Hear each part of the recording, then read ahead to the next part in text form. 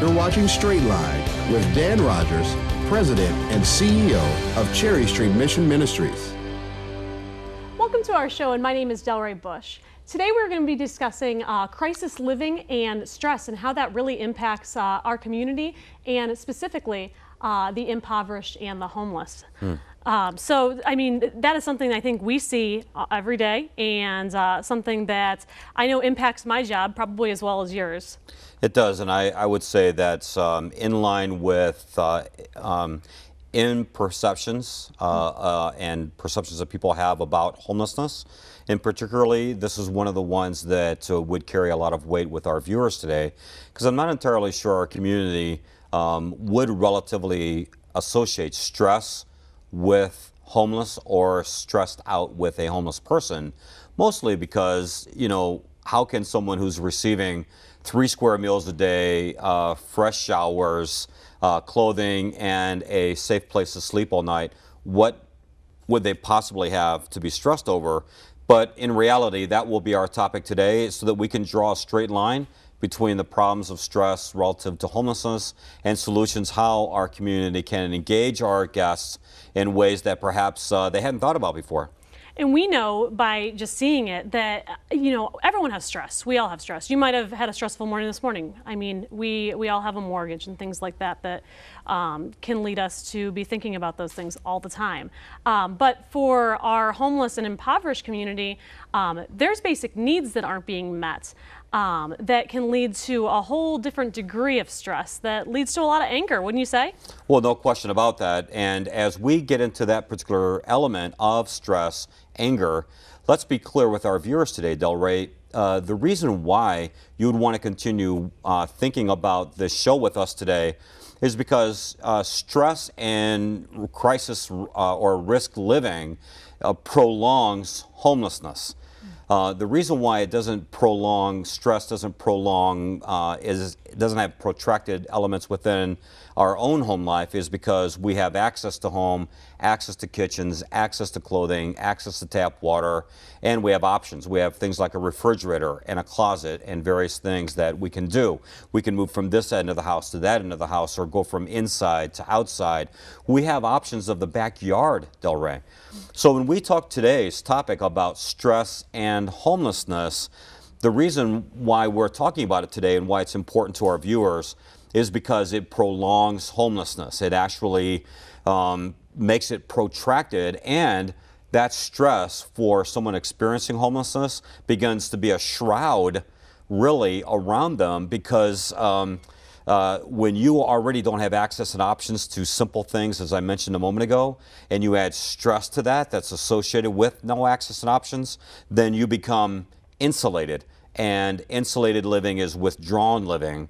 And now all of a sudden, I'm walled off from you. And if I'm walled off from you, Delray, I'm also walled off from any solutions that you may provide. So this is why we've chosen the topic today in Straight Line, is to help our viewers make a straight line connection to the problems of stress and homelessness and the solutions that are available that our viewing audience can actually engage in solutions as we get to the end of the show today. How have you seen stress impact our homeless guests and maybe those who are in poverty? How have you seen you know, that chronic stress and chronic crisis living? How have you seen it impact them? Well, let's do both large and small ways. Let's start with the large ways first. And when I mean large in significance and large in the deepest impact. And I will tell you, in the 13 years that I've been with Cherry Street, I have had 4 men commit suicide on my watch. And that is, it's a desperate thing to have someone in your care reach the end of their life before you reach them with the gospel message, with hope, with solutions, with redemption. And certainly stress and the association of stress was relevant in each one of these men. 2 of the men we knew were on the way and we were working preventatively with, but they got ahead of our abilities to reach them. And 2 of the men over the last several years were surprises to us, as suicide is to many people within our community. We don't see the signs, and the person who's committed suicide wasn't telegraphing the normal ways that most people would telegraph that they were emotionally and spiritually at the end of solutions that led them to the decision to end their life. And that stress, I mean, it had to be going on a really long time for something so awful and drastic to happen.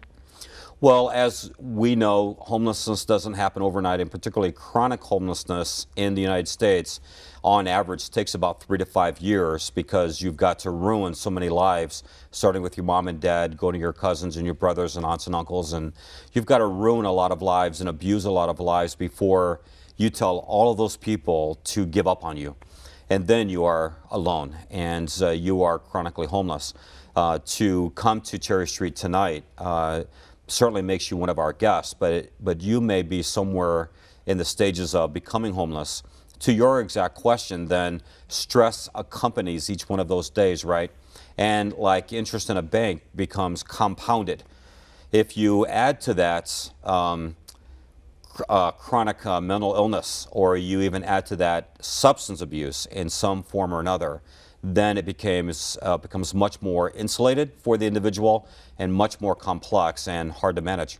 I heard you say, you know, stress and mental illness and substance abuse. Are those things connected? Well, they are. You know, let's look at stress and mental illness. You know, I can't tell you the times, and I'd like to ask you the same question in a moment. I can't tell you the times that I've been confronted in one of our facilities or in one of our parking lots or on the sidewalk of the streets of uptown or downtown Toledo with someone who was struggling with a mental illness. Whether it was diagnosed or not is hard to tell. And anger was present, and certainly crisis and stress were present at the same time. Perhaps you've got mental illness and you're already not making a connection with life. So let me give you an example of that. And no one is letting you eat at our food center at the time that you wanted to eat. And now all of a sudden that stress becomes very compounded, and you as an individual have to reconcile that moment. And you could act adversely if someone's being angry and yelling at you. You have a wide range of options available to you. Our staff do as well. Our volunteers do as well. The easiest solution, of course, is try to de-escalate the situation by speaking calmly, and the only way you can speak calmly, Del Rey, is to identify that stress is involved. And stress is a trigger to so many of us that are watching today, because we all experience it. Sure. I know when I was at Sparrow's Nest, for example, I was the operation manager there for about 7 months, and in my time there, we had a young lady come to us who literally walked in the cold for 7 miles because, you know, the people that she was living with in Michigan, it was family, and as we talked about, 3 to 5 years it takes someone to be homeless. So she lost that last connection, and they had kicked her out because of her usage of drugs in their house.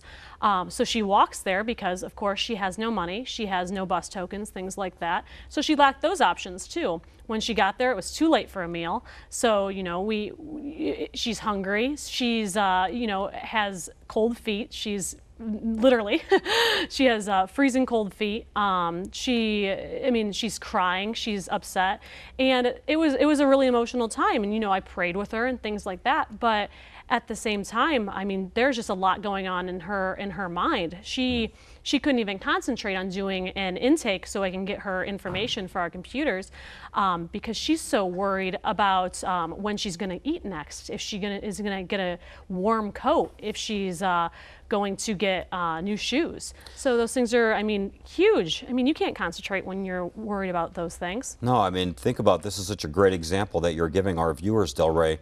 Think about, I would ask our viewers to put yourself in that same situation.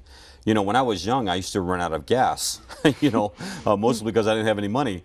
You know, if you're 7 miles from the nearest gas station, as was often the case for me, the compounded stress of that is really interesting if it happens to be in the winter, as in times it was.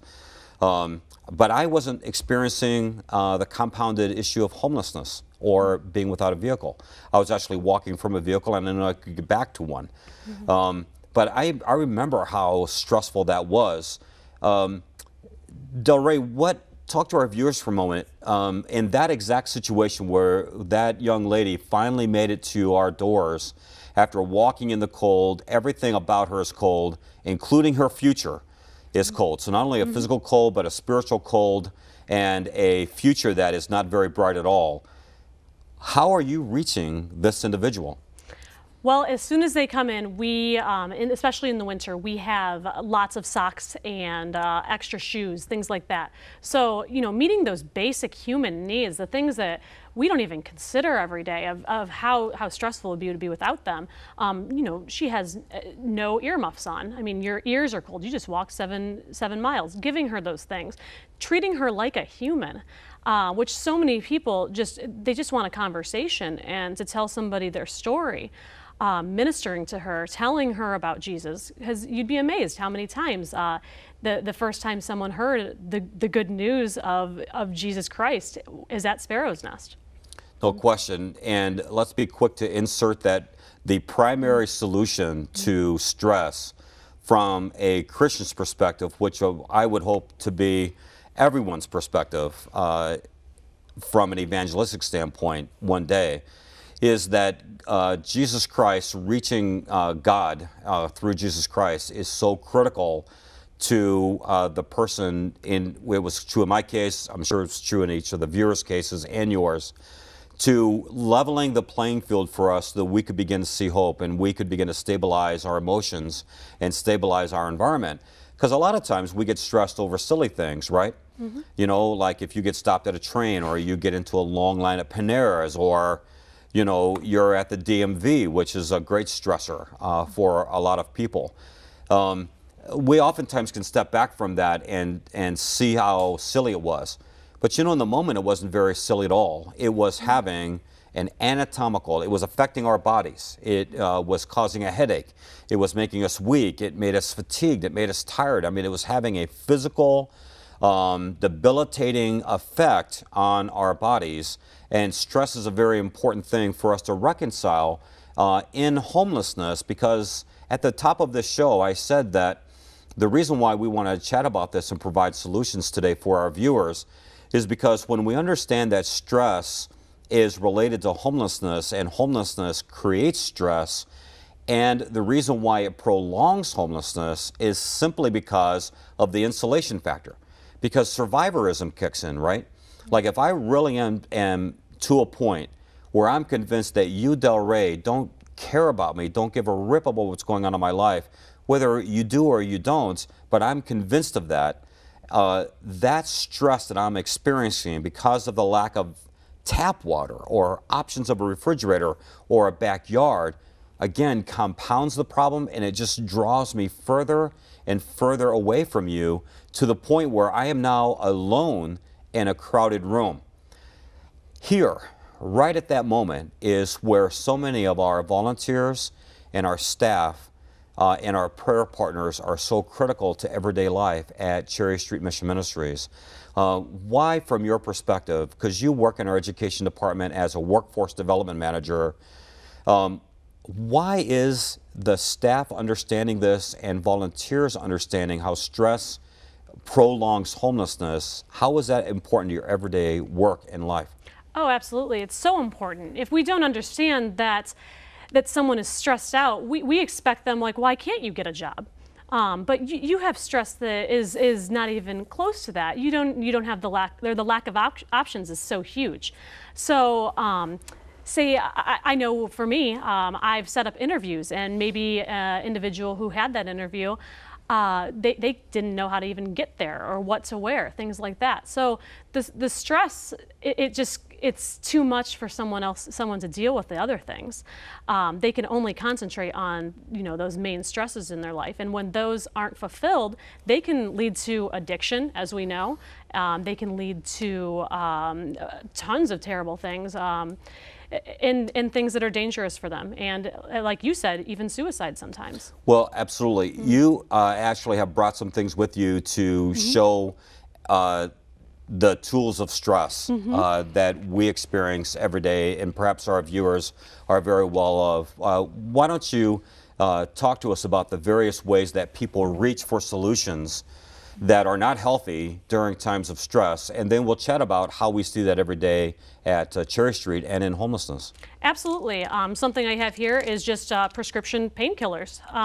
So common, and something that doesn't just is not just given to a homeless person or somebody who's in poverty, but somebody who has an injury. I know personally that we've had guests in the past and that they may be there because of an addiction to heroin that started out as an addiction to painkillers. Yes. So I know you know some people as well. So well, one of my favorite stories is this lady by the name of Sue. This was probably 4 years ago. I was walking through one of our kitchens. Actually, it was our Madison Food Center, and at the end of one of our long stainless steel preparation tables was this woman sitting on a stool, and she was visibly, angrily taking out something on potatoes, right? And I mean, potato skins were flying everywhere.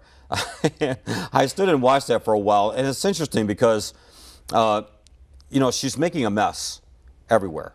And one of the first things you want to do, or I wanted to do, was just stop that, right? Like how can I stop you from like making a mess that someone else is clearly going to have to clean up, or even perhaps trip and fall on, because, you know, potato skins are slippery.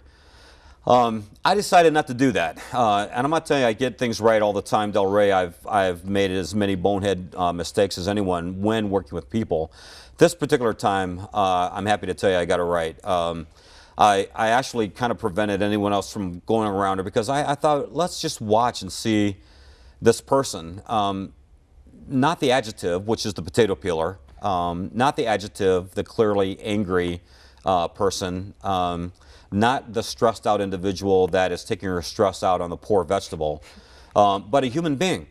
What's going on with a human being that's causing such behavior? Eventually, I made it through the hail of potato skins and introduced myself. Her name was Sue. She told me very gruffly. And in about 10 minutes, she was able to tell me that she was addicted to painkillers. Oxycodone was her addiction, and that led to crack addiction. This took about 10 years, but she was the Sunday school teacher. She was the person who was a mom and a wife and, as I said, a Sunday school teacher who had an injury and got hooked on oxycodone. And now, as you've put on the table, we've got prescription medication is now running rampant in so many segments of our society. And among middle-aged women in America, prescription pain medication addiction is now one of the fastest growing pandemics that's running silently within our community. And it's really troubling the medical and the psychological community. if you asked her 10 years ago if she thought that she'd be at Cherry Street Mission Ministries, I'm sure Peeling potatoes? Yeah, she would have never guessed. No, she would have never guessed it, and who could have guessed it?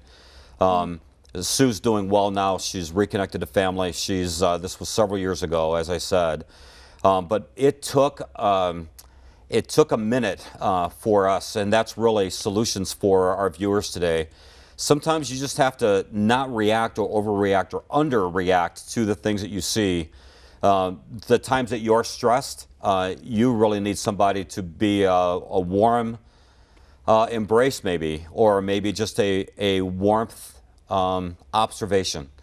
Proximity is so key to recovery. I tell everyone, you have to close the distance between you and people, and when you do that, you're closing yourself. You're closing the distance between solutions and problems. Sure. And going on to different things that, you know, are a major, something that people will turn to when they are in poverty, or maybe even not in poverty. Yeah. Alcohol. I mean, Of it's course. in a lot of people's homes, and the difference between a homeless person and somebody who has it in their home is it's pretty obvious when a homeless person who doesn't have anywhere to drink at is drinking. Yeah, and so far you've put a legitimate substance on the table. It's not illegitimate. It's not illicit in any way. It can be abused and become illicit and illegitimate. And now alcohol is in place as well. And so that's a legitimate substance in our community because it's an accepted substance in our community. But it can be illicit quickly, of course. And I actually love what you have put on the table because this particular brand of substance is called booze. I mean, that's the quintessential booze within the streets that I live in every single day. It's cheap, it's readily accessible, and you can put it in your pocket. But it's very representative of how hidden these addictions are, and it's a substance that people reach for to level out their stress or level out the things that are going wrong in their life. Unfortunately, it's also very addictive. And it can be addictive for far too many people. And it starts out as something that is just, oh, I'm going to have a drink after work. I had a stressful day. But maybe that drink doesn't work anymore, and another drink is needed, and another, and another. Yeah, and so we might have to pop a pill along with the booze, and it becomes more complex, more complicated. So many of our guests have found their way to Cherry Street exactly on this path. Absolutely. And something that I have here, a lot of people are doing it. It's a lot less, I would say, socially acceptable, knowing the health risks and things like that. And, at campuses and things like that, it's you're not allowed to smoke. But it's still something a lot of people do. And I don't think that tobacco companies are suffering much from their profit line, but certainly one more legitimate drug within our community, isn't it? And again, it's very representative of how the substance that is most reached for by our guests when they start recovering from their addiction. Many of them are recovering from an inhalant addiction, which is crack or some other substance that was able to be inhaled, whether it's marijuana or whether it's laced weed with LSD. Many substances are inhalants, or huffing, which is just aerosol. So the easy inhalant is, of course, cigarettes. But everybody knows that nicotine, I mean, read the side of the pack from the Surgeon General, right? Every pack of cigarettes tells us how addictive and how dangerous it is to the human body. But yet, it's a legitimate substance, and it's one that a lot of us reach for when we're trying to solve stress in our lives. And certainly our homeless men and women choose cigarettes quite a bit. Sure, and I've heard a lot of people call it a habit, and they don't use the word addiction, I think because addiction's painful here. Well, a habit is just a fantastic way to say addiction. It's just a more acceptable way, just like poverty and poor, are very interchangeable, but to the person saying it, they mean vastly different things. Sure. Now, how can we help this come along so this isn't the outcome? And like you said, suicide and things like that. How can we do that together? Well, again, let me just pinpoint what is really needed when you work with people. You have to decide proximity. You know what every human being needs? They need someone to draw nearer to them. And our issues that we're facing, anger and stress, the things we talked about today, as we said, draw us away from people. They push people away in ways that we maybe not even want to be pushed away, but we do it anyway. Most of it is because we want to protect ourselves from further harm. People have disappointed us, perhaps. The problem, of course, is when we see people pushing us away, and when you come down to Cherry Street and you see that there's this big gulf of distance between you and another person, proximity is always the best solution. Simply stand and watch, and then stand and watch with the idea that you can actually close the distance between you and another person physically. Do it carefully. Do it in a way that isn't too disruptive. Like, don't move fast on people because that freaks people out. But figure out how to close the distance between you and the person. I can almost guarantee you that it's not going to happen overnight. It'll happen because you show up and you build the trust. And that was true in my life. When my wife and I lost our oldest son to death, it was the person who closed the proximity gap, who just simply steadily moved physically closer to me that eventually sat down beside me and essentially said to me, I don't know what to say to you, but I'll stay here. Man, what a healing moment that was for me, to know that someone cared enough about me to sit beside me and close the distance between problems and solutions. And so when you think about Cherry Street Mission Ministries, Cherry Street is your opportunity to close the distance, close the gap between problems and solutions. And in this case, particularly in any topic that we talk about, can I tell you that this is the one way that you can be the straight line solutions to other people, is by coming and standing with and sitting with other people. I can't tell you how important it is to come down, for example. Let me give you a great solution before you leave here today. Come down and have a meal on us. I can't think of a more close proximity thing to do, and the simplest thing in the world to do, than to come down and literally eat your dinner at Cherry Street Mission Ministries. I mean, don't come down and serve, although that's cool. Don't come down and wait tables, that's fantastic. Don't come down and clean up and food prep, although those are wonderful opportunities. How about something simple? How about coming down and eating with somebody else? I can't tell you the amount of love that tells to people who are experiencing stress and people who are experiencing crisis living and are at the very verge of something that maybe a lot of us don't even know. You know, the 4 people that I lost to suicide on my watch were valuable lessons for me, how to continue to close that gap. And I believe you've had those similar situations. Will you go to cherrystreetmission.org, click on that How Can I Get Involved button. Please know your gift of any size is tremendously appreciated and greatly used on your benefit for others. And also, please physically be involved. Come down and volunteer, give of yourself, come down and have a meal on us. It's so easy to do. You could just come at 5 o'clock in the evening, or come at 12, or come at 8 o'clock in the morning and have a meal on us. But be engaged, close the proximity, provide the solutions, and I would say be Jesus to others the way Jesus has been to you, in ways that are genuine. And that's so important, I think, be Jesus to someone, because the person that might be sitting on the other side of you doesn't know Jesus. It's very likely. So I think it's so important to say that. Well, it is. And to show up.